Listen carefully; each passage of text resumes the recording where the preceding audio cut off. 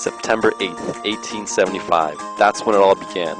That's when parents Robert and Mary Renison's son was born, the man who you know as Archbishop Renison, the man from which Renison College received its name. However, who was Archbishop Renison? Where was he from? What kind of life did he live? Let's take a look, shall we? Born in Clonoulty, Ireland, a small quaint town most known for its lush, bright green rolling hillsides that laid in the backdrop of Clonoulty's small rooftops, as though it was painted on the sky itself. A town that gave true meaning to the name Emerald Isle. The air was fresh and clean as he inhaled, with only the faint scent of flowers to be noticed now and then. The cold, soft earth embraced him as he laid on the grass. The clouds, like marshmallows, floated across the deep blue sky.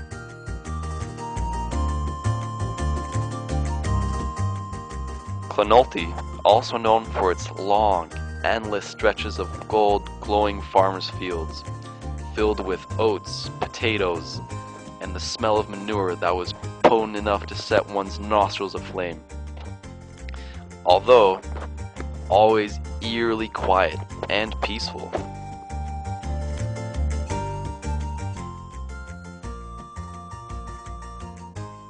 As the great, big, glowing sun beat down on the field, the sun rays bounced off and forced him to painfully squint as he stared at it.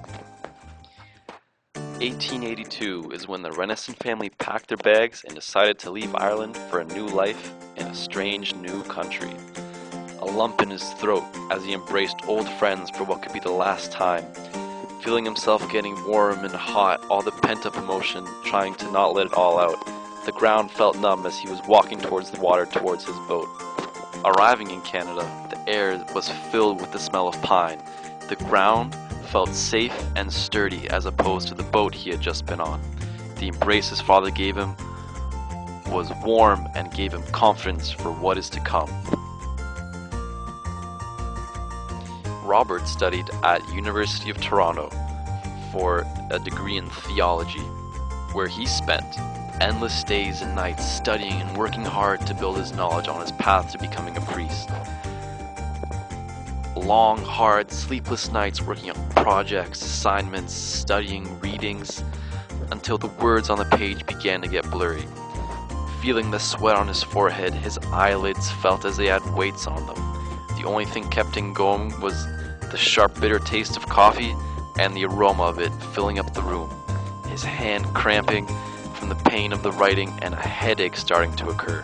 However, he was determined to finish his education and go on to complete his dreams. After having become a priest, he was named Archdeacon of Moosonee, a town up north filled with aboriginals and fellow bishops. Moosonee, famous for its large moose population, also nicknamed the Moose Factory, used by the Hudson Bay Company for the fur trade. The air in Moosonee was harsh and cold as it shot through his nostrils, only to be filled with the scent of pines. But not only the scent, pines everywhere surrounded him. Pines, wood cabins, and nature, for as long as the eye can see. Renison taught the local aboriginals the teachings of the Bible and the church. However, it became more than simply teachings. It became a sense of community, a sense of belonging amongst the aboriginals. They accepted him and let him into their community as one of their own. There was always a strong sense of love and compassion amongst him and the natives. Wherever he looked, smiles from everyone. 1918, Archbishop Renison was conscripted by the British military as a soldier in World War I.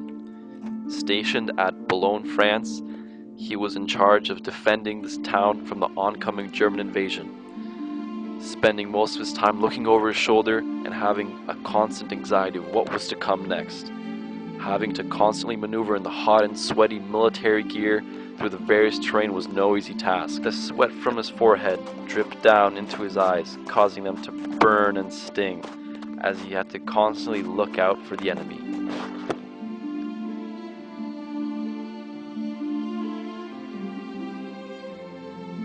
Gunpowder and smoke constantly filled the air, making it harder and harder to breathe, but he made it through. 1940, World War II.